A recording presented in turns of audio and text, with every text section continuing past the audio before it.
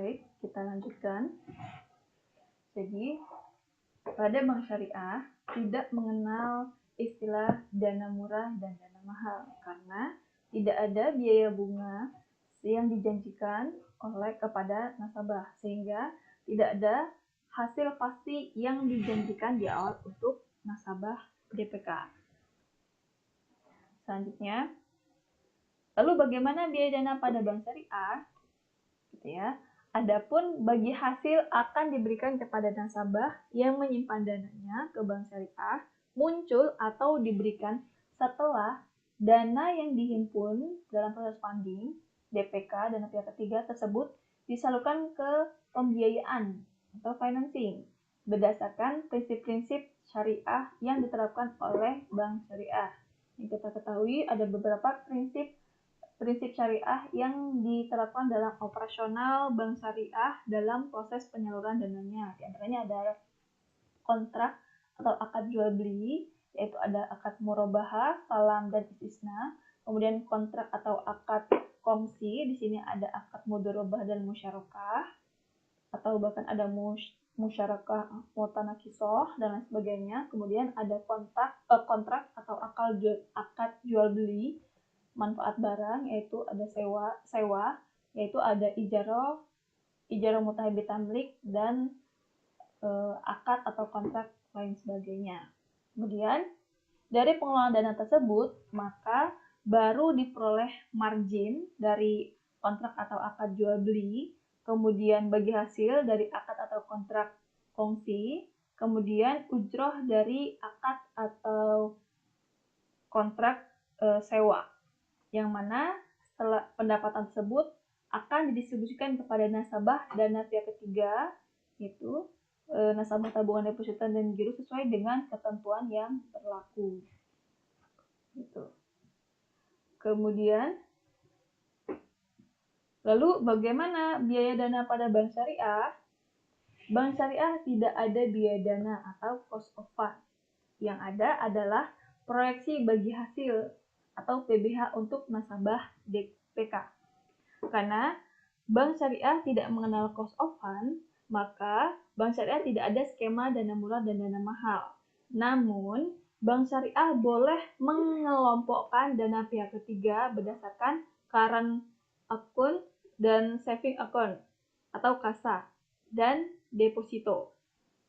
Jadi, bank syariah dan nasabah boleh melakukan proyeksi bagi hasil yang rendah untuk produk giro dan tabungan, tentunya dalam ini giro dan tabungan mudharabah, gitu ya, ataupun yang titipan wadiah dalam bentuk bonus, dan juga proyeksi bagi hasil yang tinggi untuk deposito.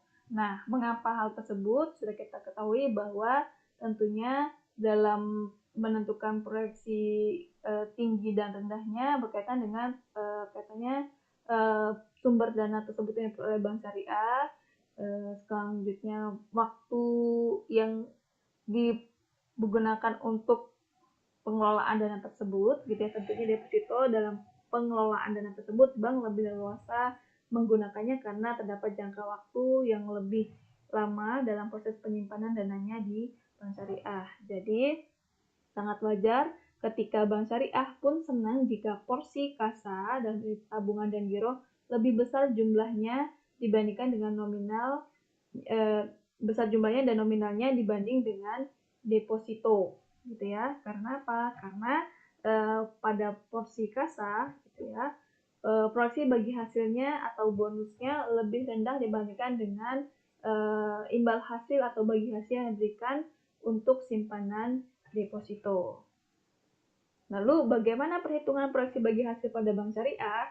Yang seperti yang telah kita pelajari pada semester 4 pada mata kuliah Sistem Operasional Bank Syariah, kita sudah mempelajari bagaimana proses proyeksi bagi hasil dan distribusi bagi hasil. Gitu.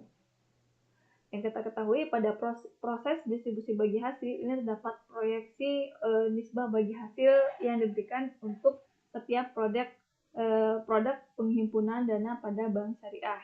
Kita ketahui pada Bank Syariah juga terdapat produk giro, tabungan, dan juga deposito berjangka 1 bulan, 3 bulan, 6 bulan, dan 12 bulan. Kemudian jumlah saldo rata-rata, diketahui jumlah saldo rata-rata setiap produk. Kita ketahui di sini terdapat keterangan jumlah saldo rata-rata setiap produk. Misalnya giro sebesar 200 juta, kemudian bobotnya ini berdasarkan dengan ketentuan giro wajib minimum, gitu ya. Kemudian terdapat kolom saldo tertimbang, yang mana pada kolom ini merupakan pengalian antara jumlah saldo rata-rata setiap produk dikalikan dengan bobot. Contohnya untuk giro, saldo rata-ratanya kita 200 juta dikalikan dengan bobot itu sebesar 0,95, itu diperoleh saldo tertimbangnya itu sebesar 190 juta. Adapun persentase dari keseluruhan total jumlah dana yang dihimpun setiap produknya itu ditentukan proyeksinya 100%, dan diketahui jumlah total dari saldo rata-rata setiap total dari setiap produknya itu sebesar 1 miliar 80 juta, yaitu penjumlahan dari setiap saldo rata-rata setiap produk, gitu ya. Caranya adalah dengan membandingkan atau membagi saldo tertimbang setiap produk dibagi dengan total seluruh produk dikali dengan 100%, diperoleh persentase setiap produk simpanan pada bank syariah tersebut. Kemudian kita akan selanjutnya terdapat kolom distribusi pendapatan per produk. Nah, untuk cara menghitung distribusi pendapatan per produk yang sudah kita pelajari juga pada semester sebelumnya, semester 4 di mata kuliah Sistem Operasional Bank Syariah, yaitu dengan cara membandingkan, gitu ya, saldo tertimbang di setiap produk dibagi dengan total saldo tertimbang, kemudian dikali dengan jumlah pendapatan yang diperoleh oleh bank, gitu ya. Caranya adalah misalnya untuk giro, diketahui saldo tertimbangnya yaitu distribusi pendapatannya, gitu ya, yaitu dengan cara saldo tertimbang giro diperoleh 190 juta, kemudian dibagi dengan total saldo tertimbang yaitu sebesar 1 miliar 26 juta, kemudian dikali dengan total pendapatan yang diperoleh oleh bank dari penyaluran dana funding tersebut. Diperolehlah untuk giro distribusi pendapatannya ke produk yaitu sebesar 3.712.884 sekian. Kemudian nisbah yang sudah disepakati kedua belah pihak yaitu antara bank dan nasabah dan ditetapkan di awal, gitu ya. Ini nisbahnya tidak sama dengan persentase bunga ya. Gitu. Kalau bunga dia dikalikan dengan nominal, gitu ya. Kalau nisbah nominal dari simpanan, kalau nisbah ini berdasarkan dengan pendapatan yang diperoleh dari hasil pengelolaan dana tersebut, gitu. Kemudian untuk giro diketahui pendapatan per produknya itu sebesar 3.712.000 sekian dikali dengan nisbahnya, gitu ya. Maka jumlah bonusnya yaitu dari produk giro sebesar 371.284. Kemudian untuk rate of return-nya atau equivalent rate-nya atau rata-rata pendapatannya, gitu ya, ini setara 2,2%, gitu ya. Nah, bagaimana cara menghitungnya? Yaitu dengan cara membandingkan, gitu ya, jumlah bagi hasil per produk. Kita mau cari equivalent rate tiap produk ya, yaitu dengan contohnya giro. Kita mau tahu equivalent rate-nya kira-kira berapa sih pendapatannya kalau misalnya bank itu nabung atau menyimpan dananya atau dengan simpanan giro, yaitu dengan cara bonus bagi hasil dari simpanan giro yaitu sebesar 371.284 rupiah dibagi dengan jumlah saldo rata-rata giro yaitu sebesar 200 juta, kemudian dikali dengan 12 karena disetahunkan, dikali dengan 100%, diperoleh 2,2%. Jadi kalau misalnya nasabah nanya gitu ya, kira-kira kalau misalnya saya menyimpan dana sekian, saya dapat berapa kira-kira? Maka dengan cara proyeksi nisbah bagi hasil dari equivalent rate ini bisa memperoleh katanya dengan tahu bagaimana berapa si nasabah mendapatkan imbal hasil yang diberikan oleh bank.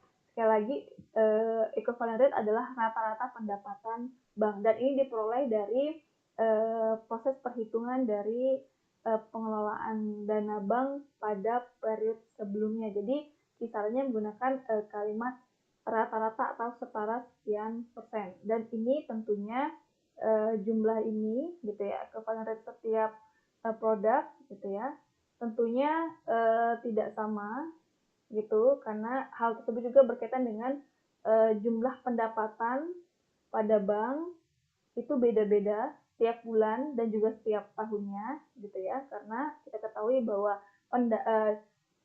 distribusi bagi hasil yang diberikan kepada nasabah dan bentuk bonus atau bagi hasil tersebut ini berdasarkan pendapatan bank dari pengelolaan dana simpanan tersebut. Dan tentunya dalam proses penyaluran dana tersebut pada pembiayaan bank pada nasabah, pembiayaan juga berbeda-beda pendapatannya setiap bulan dan juga setiap tahun karena itu tadi dalam proses penyaluran dananya pada bank syariah menggunakan prinsip syariah yang digunakan berdasarkan kebutuhan setiap nasabahnya gitu. Kalau misalnya nasabah membutuhkan modal, membutuhkan prinsip bagi hasil yang mana pendapatan dari pembiayaan dari misalnya modal kerja tentunya disesuaikan dengan proses katanya dengan pengelolaan usahanya, kemudian pendapatannya diperoleh atau dibagi hasilnya sesuai dengan nisbah bagi hasil yang disepakati untuk mendapat nisbah bagi hasil untuk bank dan juga nasabah gitu ya. Nah, kalau pada bank syariah ini sudah pasti sehingga nominal yang akan diberikan kepada nasabah sudah jelas. Kalau pada bank syariah belum jelas karena fluktuatif pendapatan bank gitu. Kalau pada bank konvensional ini sudah dipastikan berapa jumlahnya setiap bulan dan setiap tahun gitu ya di awal. Tapi pada masyarakat tidak melihat di awal, tapi di akhir bagaimana pendapatan dari pengelolaan dana tersebut baru didistribusikan pada proses bagi hasil. Lalu bagaimana contoh perhitungan equivalent rate, yaitu contohnya saya beri contoh satu. Contohnya untuk produk tabungan yaitu diketahui saldo tabungan sebesar 50 juta, bobot 0,95, saldonya tertimbang berdasarkan hitungan yang sudah kita lihat gitu ya. Selanjutnya diketahui distribusi bagi hasil gitu ya. Kemudian nisbahnya kita 25%, maka jumlah bonusnya dari pengalian distribusi pendapatan per produk dikali dengan nisbah diketahui sebesar 159.917 rupiah. Kemudian cara menghitung equivalent rate-nya yaitu dengan gitu ya